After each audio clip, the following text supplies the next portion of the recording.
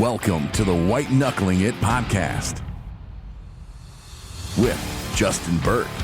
No, we got out of the life with the pre-roll. And Mitchell O'Brien. It was in his butt. They share their experiences from white knuckling sobriety to becoming successful and living life in recovery. Yeah, boy.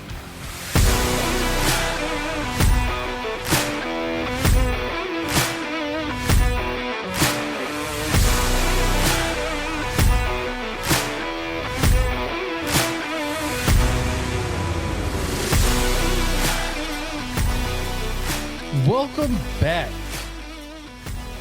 It's the day before Halloween. This is the White Knuckling It podcast. Yeah, I was gonna get there. Okay. But anyways, how you feeling, Mitch? Seems how you're back from vacation. Terrible. Terrible? And everybody, the person asking me this, the host, his name's Justin Burke. Yeah, I'm Justin Burke. We've skipped a week because I went on vacation. Well, you skipped a week. I did a podcast by myself. Right, but it hasn't been posted yet, so Right. a week was skipped. Well, my editor wasn't here. Yeah, true. He took vacation, but I still did one. Your censor won't let you post it yet. And I'm gonna have our censor listen to it, and he's really lenient about things over the other censorship that we have around the office here. But anyways, because I did talk about a lot of pivotal moments in recovery is how I'm going to label it right now. And I don't know if my viewpoints were a little too strong, were not so strong, but I think I did a really good job by myself. See, that's what Facebook Reels are for. I think you have availability on our Facebook. Our whiteknucklinit.com Facebook page. Yeah. White Knuckling It podcast Facebook page. Mm-hmm. You can do whatever you want in a reel there, dude, and just post it. But see, I really like this platform because no one has to see my ugly face and how fat I am. Because, let's face it, over the past year, I think I've put on close to 50, 70 pounds. It's all right. So, I feel very ashamed of myself. Some ladies like the extra snuggle. Some do. Yeah. I'm really not in the area of the snuggles yet. Yeah, I mean, my little friendship that I've got going on, I feel it getting kind of close, but at the same time, we're working on that friendship side of a relationship first. Which is very mature of you. It is, because normally I just hop right in balls deep. Literally. Yeah, literally. Yep. That's how it goes. Like, I was even talking to an old friend of mine today. I called him while I was out on the road. And I'm like, I did kind of meet someone, but we're taking it slow. He was like, what? You take it slow? He was like, you ain't been balls deep yet? I'm like, no, dude, it's been like 2 months. Don't even want to go there yet. Yeah. I think the last girl around the one around, you remember, the one around the turn of the year. We waited a solid month to really get to know each other, and I probably should have, because that relationship didn't last. Probably should have waited longer, but I was glad that I did get to know somebody better, and these are healthier dating habits than I've ever had in my entire life. Yeah. So, and then the letdown's a little bit easier, but it's more the letdown of losing that friend. yeah. Yeah, But it's okay. People grow apart, and that's the fact of life. yep, it is. Not everybody's set in your path to be there forever. And that's just the way we gotta look at it. And so that way, when someone does do something that we don't like or whatever, we don't have to necessarily be like, well, I have to tolerate this because they're gonna be my friend forever. Well, that's not the case. Do you do a pretty good, teenage girl, mean girl voice? Because I live with one. I know, it's true. It is. I have to deal with this forever. Right. You dipped into it, and I feel like you could go full teenage mean girl and have a pretty good impression. Probably getting pretty close. Yeah. Yeah, I'm getting used to picking on her more and more, every day. It's so much fun. Yeah. Her new word, I guess the new word in their world, these teenagers that we have is skippity. I've heard that, the skippity and the... Yeah, she told me one day, she's like, Dad, you're not skippity. I'm like, what the fuck you mean not skippity? She was like, not skippity. And I'm like... Skippity I actually had to look it up. I'm like, what is she referring to? That's like a line from a 1950s Disney movie. Yeah. Yeah. And she was just meaning like upbeat. Like, I'm not upbeat. Like, what do you mean I'm not upbeat, kid? I'm the coolest father out there. See, and then my kid will be like, "You're so extra." I think that's outdated now. Yeah, because I said that to him very early this year. He's like, "Nobody says that anymore." I was like, "You called me that 3 months ago." Yeah. I was like, slang used to last almost a generation, I think. For Rizzles? For Rizzle? Yeah, there's one. One that I really loved and didn't use enough. Trill. Trill? Trill.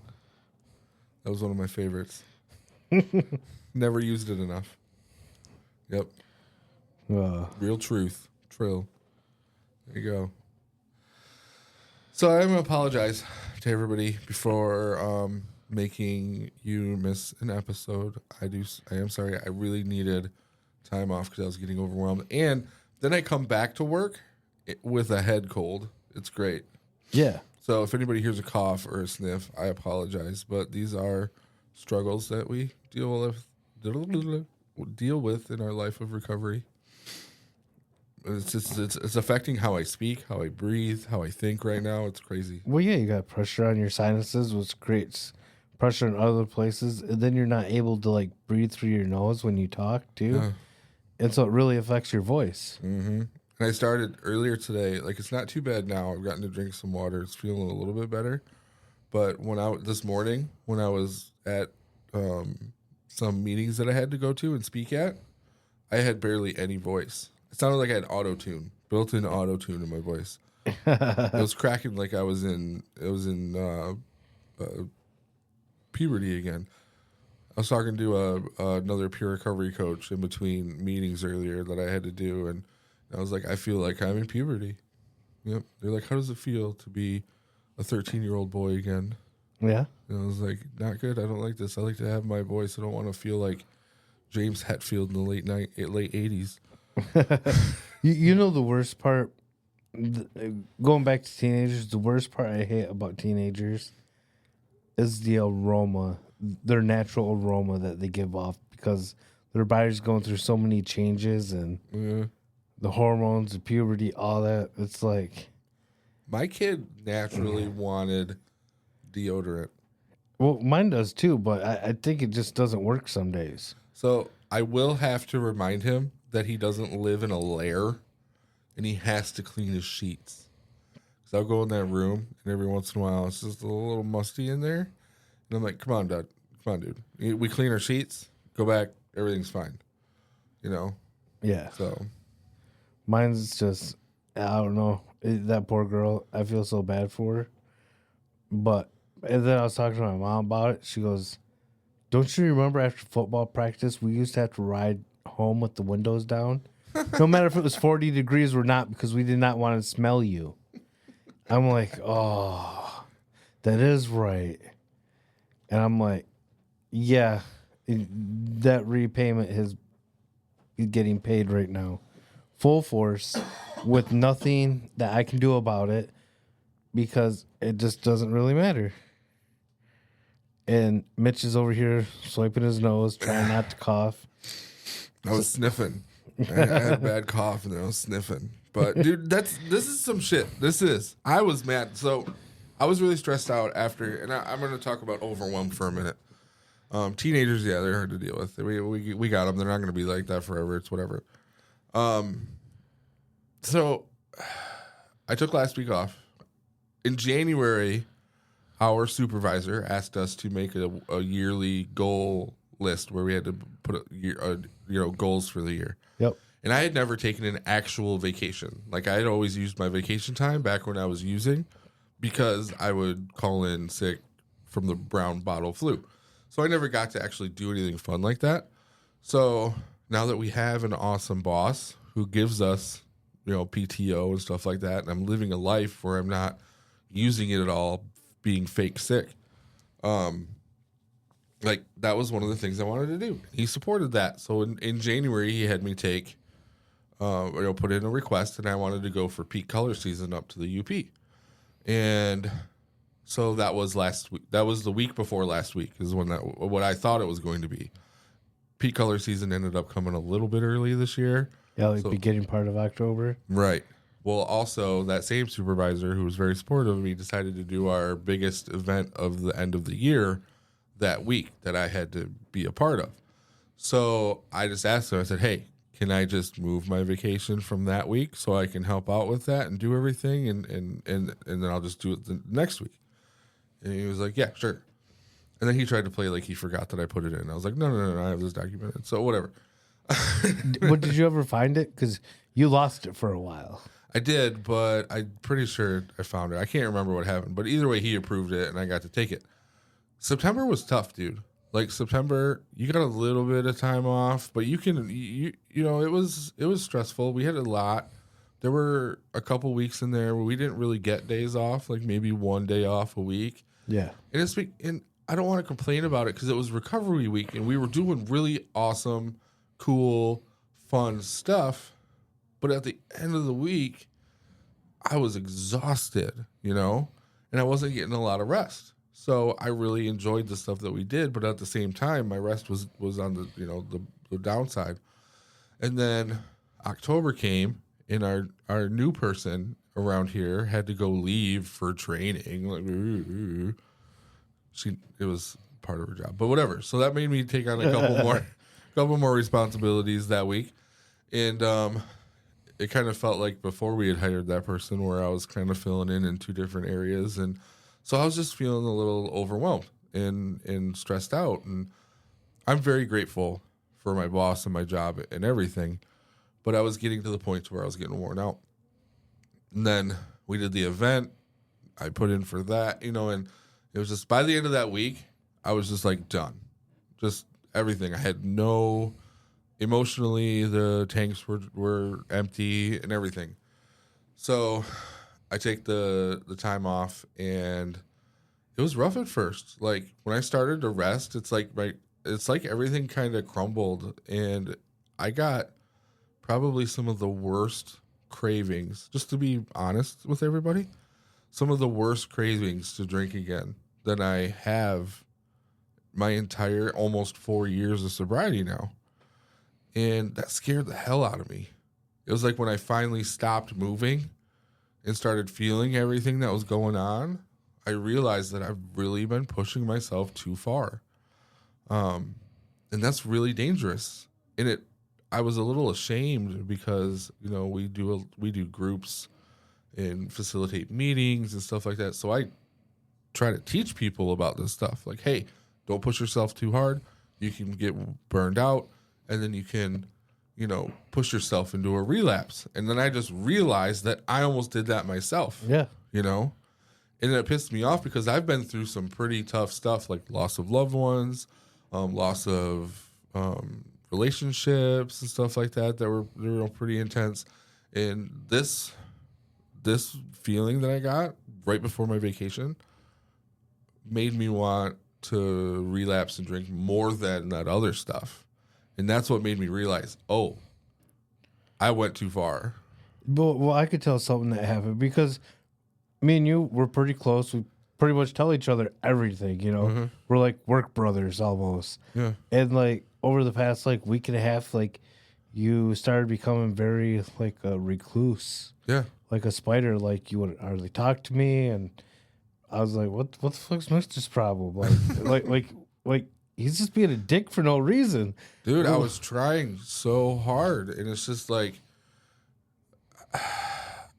I could tell that I wasn't me anymore, And now it's like, now I have to be careful of that, and I have to make sure that I take the time. Yeah, because I almost said something to you about it, and then you brought up the fact, I don't know, like 2 months ago, you're like, quit pointing out all my flaws that I have, blah, blah, blah, blah, blah. I'm like, cool, I ain't pointing shit out to this motherfucker no more.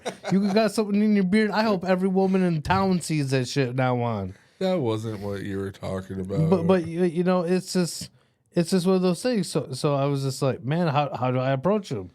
Yeah. And I really didn't know how. And it was like, okay, well, he's going to make it through it. Look where he works at. He'll be all right. Yeah. When he's ready to talk, he'll talk to me. Well, and that's what I really got to do and just be, completely transparent for the people listening. Sometimes the people that you hold closest aren't the people that you want to really bear that vulnerability to. So when I did take that time off, right at the beginning, I started reaching out to other contacts that I have that support my recovery.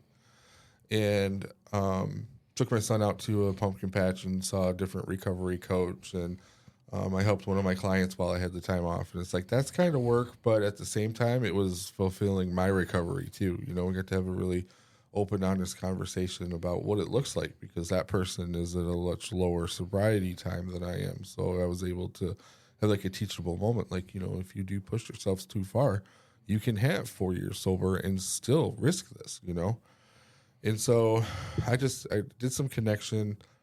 One of the things that I really did, because at first I just wanted to go home and sleep for a week. Like, that's what it was. And that didn't happen, and I'm glad, because that would have been isolating as bad. I did get some rest, but not like that. For me, it's nature. Going to the beach. It's a little cold for that. Even on warmer days, unseasonably warmer days like today. Right. You can't go to the beach. The water's cold. It's breezy. It's whatever. So, being out in the woods or hiking by a river and stuff like that, that's always been what's really fulfilled me. Not even just on a recovery level, but on a recharge level in general. Some people will say, like, they get stressed out, so they go to a meeting. And I applaud anybody who has that. That's a great strategy. Meetings just don't do that for me. Everybody's a little different. Everybody has that thing that helps keep them sober. Like our boss in his podcast, the reason, that we've gotten into podcasts so much, like, that was what helped keep him sober in the beginning. Mine is nature. So I decided that I was going to go out and I was going to do nature stuff. And I got to that, because it was more than just a week, because it was, it was Saturday to Saturday. Right. And so pretty much every day. But one day I didn't go out into nature, but I spent that running errands. And then one day I did have a stay-at-home day. But at least almost every other day that week, I got out in nature one way or another, some part of the state. I got to kind of venture off to a different part and do some exploring. And it was just so fulfilling. And it's so important to take time like that. And if you're self-aware and you're not overworking yourself, you can do little things like that along the way, and it'll keep you there. It'll help your recovery capital from getting too low. That's what happened to me. Is I let my recovery capital get too low, and then I put myself in the danger zone, and it scared the living shit out of me. I don't want to do that again. Yeah. And you always give me shit for going to concerts all the time. It's more... And a stay-at-home day? Shit, I never have a stay-at-home day. I really don't. I'm always doing something. Always. I give you more shit about going to concerts when we have events to go to. Well, come next year, come September, still taking the same weekend off for the same festival. And I'm probably going to do it till the day I die. All right. Whatever. There you go. I'm still going to make fun of you for bailing on us. And they always release it. Month. And they always release it in like May of who's going to be there, when the date is, so if other entities could get with the same program to like schedule their shit like 6 months in advance, it'd be great. Yeah. Because I would know. But when they come out with their shit in August for what they're doing in recovery month, yeah, like that's really bogue. Well, like for real though, it is, because it doesn't allow nobody to set a plan up in their life. Yeah. It doesn't give anybody anything to look forward to. And when you're are actually in recovery and you go through treatment or even IOPs like you did, they always tell you, well, create a plan of what you're going to do and when you're going to do it. Always have a plan. And so when I do set up a plan, and because other people don't know shit about planning, evidently, I get made fun of. Okay, I'll take that one. But at the end of the day, I try to make a plan. I always try to have something happening, going on, something I'm working towards, always. Yeah. Because it's healthy. It keeps my mind moving on to the next thing. Well, it's like that's what I had. That it was like I knew that I had this vacation, which I had to do some maintenance on my car, so it ended up being a staycation. But it ended up being exactly what I needed. Like I felt great. The reason I really got into it, I got off on this rabbit trail about like I wanted to talk about overwhelm, but I talked about it like more than I wanted. Is I had the week started rough because I was stressed out. By the end of the beginning. The middle of the week, I was doing pretty good. By the end of the week, I was feeling really good. Sunday of this week, go to bed, coming back to work on Monday. You feel me? Yeah. I lay my head on the pillow. I feel nothing before this. I lay down to go to sleep, and I can feel it in my throat, that little tickle. And I start... By that next morning, my whole face was just fully congested. And I was like, are you serious? I had all this time off, and now I'm going back to work, and I'm going to get sick? But we did that all last winter, and thankfully our boss keeps Sudafed here, the good stuff, that on in his office, locked, because... Away from the lithium batteries and cleaning supplies? Right. Away from all that stuff. But, it just... Thanks, you almost got that one. He keeps it here for us. So that way, if we are feeling a little down, we'd be like, hey, boss man, I need some of that Sudafed. And he gives us some, because he wants us to stay healthy, to be able to work. And if we're missing work, people are missing... a chance to get to treatment that day. Yeah. And I think I've hardly ever taken vacation time here. You take PTO. I take it, but even when I do take it, it's somehow I end up here. Every time I'm like, yep, I'm going to a concert, guys. I'll see you later. I'm taking Friday, Saturday, Sunday off. What happened that Friday? Who was here at fucking 8 o'clock in the morning? Me. That's called poor boundaries. Yeah, I left the office about 2 to be able to go home and get my daughter and grab our bags. Yeah, but that's just because I don't know. It's just what I enjoy doing. It's being around here. So like yesterday, I actually took a vacation time. Like I didn't even come into the office. I took a vacation day. Even then, I still did work. Oh yeah, because my phone doesn't seem to stop. I almost felt like shutting it off yesterday. Like you can tell them, call the office. It's allowed. I did that once during my vacation. I was out in the middle of the woods somewhere, and somebody's like, "Hey, can I get a?" And I was like, "I don't have any way to do any of that right now. You have to call the office. They're open. Somebody's there. They'll help you." Yeah. But it's just it is what it is. I ain't really complaining about it, but because I passed my business card out and like, yep, I'll answer my phone at any given point in time. Yep. Call me because I'd much rather talk to you before you go out and do something stupid. That's true. And so I always answer my phone. It's a company phone. So and that's why I did. Like I said at one point, I helped a client. There's a client of mine that was trying to find a place to live, and that was fulfilling for me too. Like I was in a rough spot, and it felt good to help somebody like that. So I took some of my time and I did that. So it's like I get what you're saying. I got rid of one of my prized possessions yesterday. What? Yeah, my boat. What? Yep. Did you ever even use it? Nope, because I had no way to haul it. Oh, dude. Because I drive a little hatchback and I bought a rowboat. Did you ever put it like in your yard and like sit in it? No, sure didn't. Really? I never even sat in it, dude. And but anyways, the reason why I got rid of it, my dad asked me like 2-3 months ago if I still have my boat because I told him I bought one. I was like, yeah. He's like, well, you gonna get rid of it? He goes, I'll come up and pay you for it. And I'm like, no, Dad, I'm not getting rid of my boat. Quit trying to steal my shit, dude.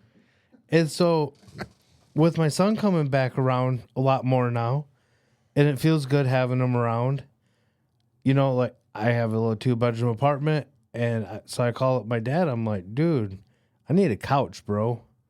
I was like, I'm going to make you a sweet deal that you probably can't refuse. But you know, if you couldn't refuse. Yeah, you know. And, I can do that voice right now. And then I laid the horse head in his bed with the sheet back over it, you know. His prized possession was found in his bed. I was watching a decapitated. TV show recently, and somebody did that, but it was like a stuffed horse with like jelly all over it. Yeah, they was trying to make a point. The guy was like being totally serious too, and it was funny. But no, it wasn't nothing like that. But I told him, I'm like, dude, I really need a couch, you know, with my son wanting to come over to my house since I actually have my own place. And his girlfriend, like 2 recliners just isn't cutting it no more. Yeah. You know, and a lot of people say, well, go find one on Marketplace. First of all, you don't know if they got cockroaches. You don't know if they got fleas. We're the worst one yet, them bed bugs. You know, so out of these 3 things, like, I don't know you, I ain't taking none of your shit. Facebook, bed bugs. Yeah. You know, I've been watching a lot of hoarders lately. Makes me feel better about my life. And so you're like the opposite of one of them. Those people will go in dumpsters, find stuff on the side of the road. Oh, I've yeah. been telling my friend that's been watching it with me, I'll be like, hey, I see some sweet chairs on the side of the road. And they're like, no, stop it. Don't do it. It's funny. So. But, you know, so it's just, I don't like doing that. When I did move in there, I didn't really have a choice. I did go on Marketplace. I ended up getting a sweet recliner. But it was leather. So bed bugs, I don't believe can attach to leather Well, they upholstery. can climb on it, but they're not going to But hide in they there. can't like hide and lay their eggs and shit. You know, I just don't think they can because they're normally around other things. But I did look it over really well. But luckily it was a good score. You know, but to actually go out and try to just get one, like I didn't want to take the time. And because I was moving, I didn't have any furniture at that point in time. And it was really given to me because he had a couch on Marketplace. And I'm like, yo, I'll take that couch off your hands. He was like, couch is gone, but I got this recliner. I was like, send me some pictures. And it was, I mean, it's got some scratches in it and like wear marks, but it's like real leather. It's not the pleather that will start ripping over a period of time. It's real leather. And I'm like, this shit was alive at one point. yeah. And I'm like, I'll take that. Dude, it's the most comfortable chair I've ever sat in. Is it weird to you that your couch moved at one point? Or your My recliner? Yeah. I enjoy it. You enjoy it? Do you ever sit in it and think, I wonder what field this used to sit in and moo? Did it get milked? Was it a boy? I don't go that far. No. No. I just think about weird things sometimes. No, I don't go that far. Okay. Because I don't know what kind of animal it was. It's true. It could be a lot of squirrels stitched together. Right. It could be squirrels. It could be beaver. It could be whatever. Beaver would be fun. Yeah, it was. Yep. You know, it's just hard to say what it was. It could have been a giraffe. It could have been a lion. A lion? Yeah. Maybe it was a tiger. Or a hyena. One of them tigers from Joe Exotic's place. Yeah. Yeah. You know, it's hard to say. But, you know, I just got really lucky with that. And, you know, I just put it to my higher power that he was really looking out for me. Yeah. And then, so I asked my dad about getting me a couch because my dad's side of the family downstate is pretty big still. They haven't died off yet. A lot of the older ones have, but my dad's hitting that age, and he's got like a lot of cousins and second cousins around. Man, they're getting busy back around there. Yeah. You know, my dad's side of the family was really huge when I got to know him like 15 years ago. Is when I really started getting reintroduced to that side of the family after being gone for like 14 years. It was probably less than that, but if it's the way it feels, you know. Yeah. But I didn't realize how big of a family I had down there. And then when I moved down there with him one time for a short, I lived with my dad like three different times, but I never stayed there longer than like 6 months to a year. Like I always had to go somewhere else. I didn't like dad's rules, and I wasn't able to come and go as I pleased. 10 o'clock, door was locked, and no, you did not get a door key at my dad's house to be able to come and go as I pleased. Just wasn't a thing. That's how I learned to unlock a door with a credit card. Oh, his doors you couldn't, dude. Oh, really? Oh yeah, his door was so tight you weren't jimmying that lock. Oh. And all of his windows were kept locked all the time. Like there was never nothing open to be able to get into my father's house. Probably still isn't the case. My father was a lazy fuck, so he didn't do And any so of that. I didn't like dad's rules. I had to be up by 10 o'clock every morning. Every morning. It didn't matter what time you went to sleep. Work second shift. You stayed up till 3, 4 o'clock, 10 o'clock. He was coming to wake everybody in the house up. Huh. Just the way he was. You told me that one time, and it just... that bothers me. And I still don't let my kids sleep in past 10 o'clock. See, it traumatized you. No, it ingrained something into me. You sleep past 10 o'clock, you sleep Trauma. the day away. And then you're up all night. And then after getting into recovery, I realized, well, nothing good happens after 10 o'clock at night anyways. Where I'm at is I can align with a lot of what you're saying. But when it comes to if you work third shift, you should be allowed to sleep after 10 o'clock. Oh no, I got until 11. And then I had to wake up, be up for like 5-6 hours.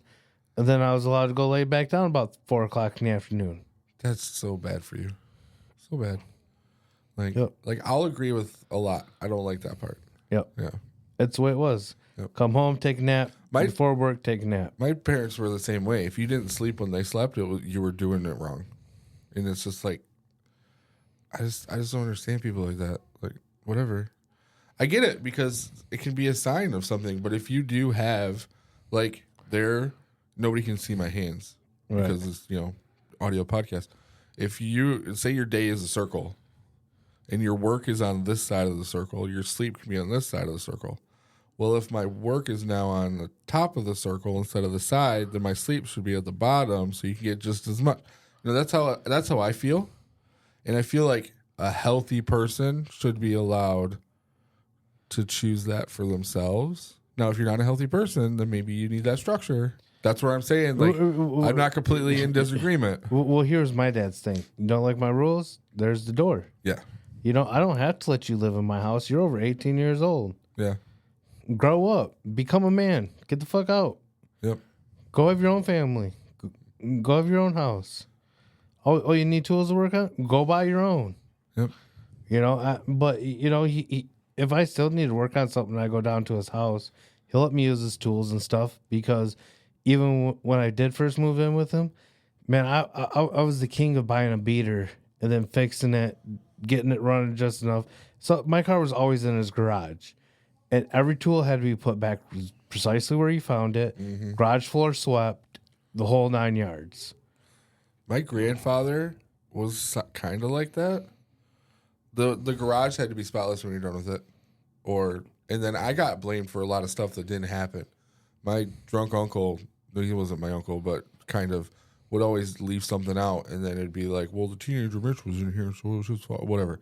I'm salty about that. But my grandpa had I think he had like 8 toolboxes, but he had the nice toolbox.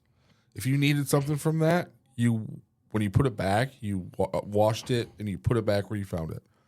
But then there was the other toolbox, which was just extras. So even he just threw shit in there. And he didn't care if it was dirty, clean, anything. So you did everything that you could to get tools out of that toolbox. Because if you screwed something up in that one, it was done. You were done with. Over. Yeah, it didn't matter with my dad. You wiped down every tool that you pulled out. If he would pick up a greasy wrench, he'd be like, yeah, you're done working in my garage. Yep. He actually told me that once. Because I didn't wipe down a wrench to his standards. Yep. And I'm like, okay, so can't go use some tools? My car He goes, yeah, your Uncle David's got a garage, and you go use his tools. How about that? There you go. He goes, it's only about 10 miles down the road. But, you know, it's one of those things, and a lot of those things that I was taught through there, you know, like how to take care of something and everything else, like it really shows in my recovery because I really do take pride in what I do have. I take good care of it. My daughter will go try to do something. I'm like, that's not how we take care of that child. Yeah. Like, you just don't wad it up, throw it in a corner, even though it's clean, fold it, put it in your drawer nice and neat. And I'm like real anal with things like that with her because her dresser will look hit. I'm like, you know what? You don't refold all these clothes. I'm just going to dump them out into a garbage bag. And then we can shake them up. So I know what you're trying to say, but I have a trigger word that I got from my relationship with my father. What? When you call yourself anal, you're admitting that you're an ass. Yeah. Yeah. I'm an asshole. Yeah. I'll be the first one in a minute. That used to piss my dad off a lot when I said that. I was like, you can say you're anal and pretend that it's just you want done things done a certain way, but you're calling yourself an ass when you say anal. He gets so mad. No, anal's actually the whole hole, you know, the brown eye. Yeah. The little sphincter, the little starfish that winks at you. This was back when I was still afraid of my dad, so I didn't want to call him an asshole. So I called him an ass just to get under his skin. But I've never been afraid of nobody. I was when I was a kid because I got my ass beat by that guy, you know. So it wasn't until I was bigger than him that I stopped being afraid of him. Yeah, this podcast went a lot of places, you know. Family resentments and don't get overwhelmed and yeah. I remember one time I thought I was bigger than my dad. I was like, "What? We can go out back right now. What the hell are you waiting on?" He goes, "Okay." When I walked through that door, I don't know you, and man, we had it out, bro. I remember he took off running away from me because I've always been a big guy, a little slow. But I went to go run across my car, and I leaped up on top of it, and my shoe slipped, and I fell and hurt my shin. He's like, "All right, enough's enough." He was like, "You need to go to the hospital. You break your other leg now." I'm like, "No, it just hurts. Okay, just leave it alone. It's got a big old dent in it." And you know, one of those fun facts of life: whenever you dent your shin, that dent stays there forever. It doesn't grow. It doesn't heal. It stays there. So it'll be tender for a long time. Broken bone, I think. What, when they're dented? Yeah. I don't know. Or ripped something. That's damage. But there's nothing they can fix it. I don't know. Maybe. We probably had Medicaid back when we were doing dumb crap like that. So I never had Medicaid. No? No, never. I figured Medicaid or no insurance, so. No, probably no insurance because my mom always worked 2 jobs, if not a third job, to make sure that she didn't have to collect welfare and jump through all their hoops all the time, like reporting your pay and all that. She's like, screw that, I'll go get a second job. So I never had that really growing up as a kid at all. Well, this head cold's getting to me, man. All right, well, we're about done anyways. Yeah. So because you look rough. I want everybody to know that I missed them. Everybody listening, I miss you guys, and I'm sorry that I made Justin miss an episode, but it was for my own good and my own recovery, and I'm glad that we got to come back and talk today. So yeah, that's great. Yep. Later. Bye. Thanks for listening to the White Knuckling It podcast. For more details on the show and for more episodes, log on to whiteknucklingit.com.